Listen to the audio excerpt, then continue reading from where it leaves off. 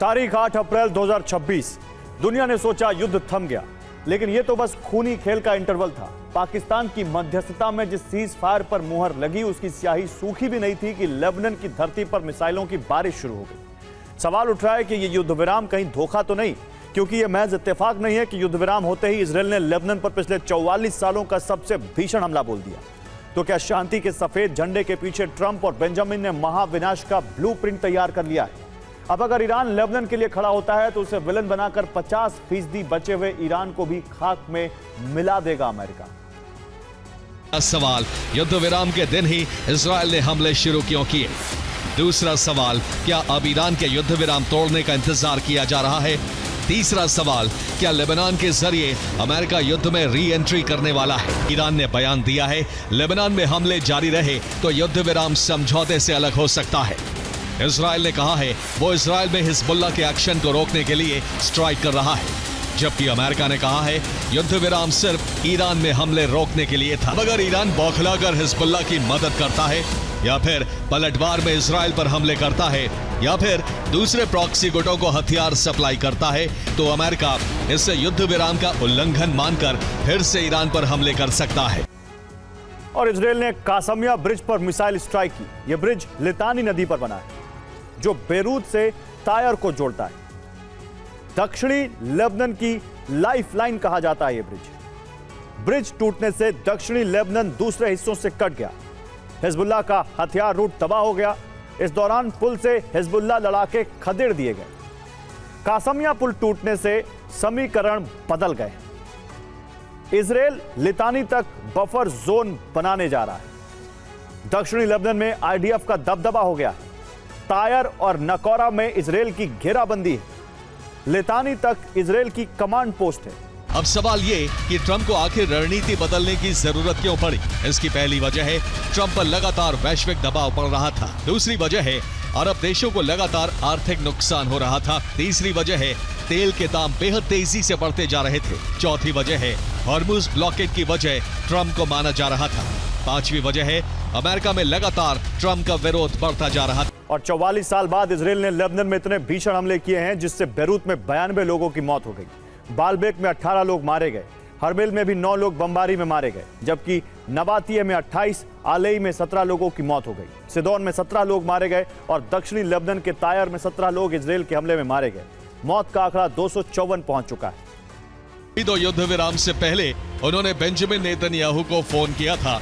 हो सकता है तभी लेबनान पर हमले तेज करने के लिए कहा हो। ईरान से युद्ध विराम के तुरंत बाद ही लेबनान पर हमले शुरू हो गए थे। ईरान के पूर्व supreme leader Ayatollah Ali Khamenei का एटम बॉम्ब बनाने का सपना पूरा नहीं हो सका, लेकिन अब उनके बेटे मुस्तफा खामनेई ने एटम बॉम्ब का विकल्प हासिल कर लिया।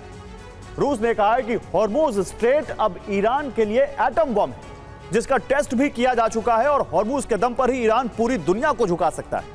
ईरान के मुताबिक उसकी शर्तों को पूरा करके ही कोई जहाज हॉर्मुज पार कर सकता है।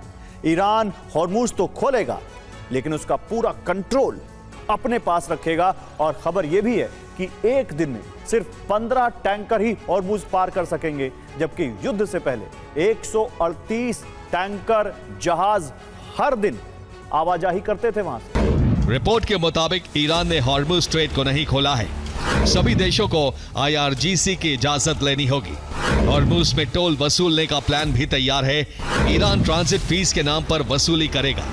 ईरान प्रति बैरल $1 यानी करीब 92 रुपए वसूलेगा। ईरान की नेवी और सेना को समुद्री माइंस की जानकारी है।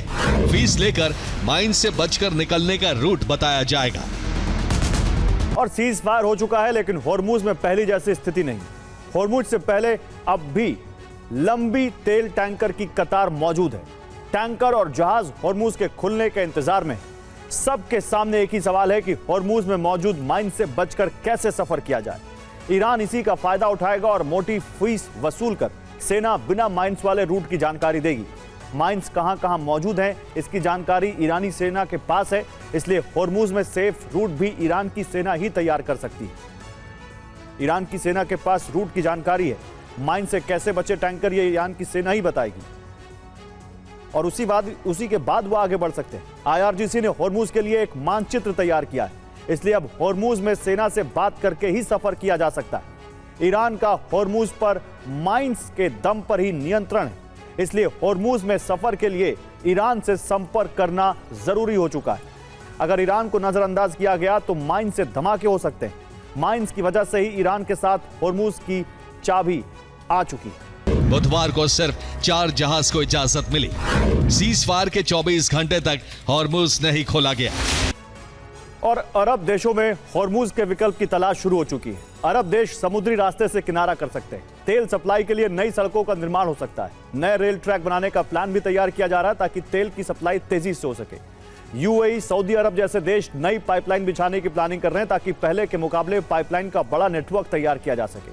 अरब से यूरोप और एशिया में तेल सप्लाई के लिए इजराइल को नया तेल हब बनाने की प्लानिंग हो रही है। इजराइल तक तेल पहुंचाने के बाद यहीं से तेल की सप्लाई होगी। इजराइल के जरिए अरब की पहुंच भूमध्य सागर तक सीधी हो जाएगी। हाइफा पोर्ट को तेल व्यापार का केंद्र बनाया जा सकता है। एक सांसद के मुताबिक कानून का नाम तांगसिरी लॉ रखा जाएगा। कमांडर अली रेजा तांगसिरी के नाम पर होगा कानून।